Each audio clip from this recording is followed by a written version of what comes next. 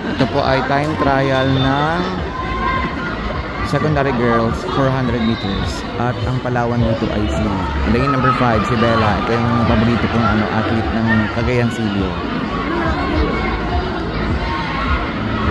So, ang usapan namin, pagka nag-gold medal siya, ngayong may Maropa, may honorary siya sa akin, cash incentive, at magsisino kami. So, hoping na makauwi si Bella ng gold medal. Yun, kita nyo naman yan kung gano'ng kalakas. O, diba, Bella yan eh.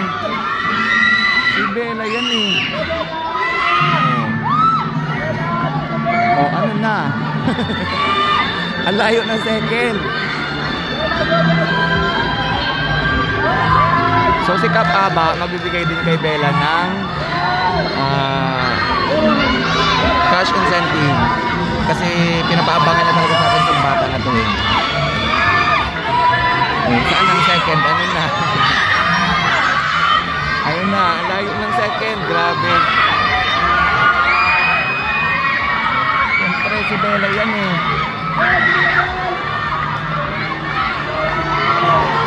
Layo na second oh. Kita nyo naman, bago pa lang. Ayun.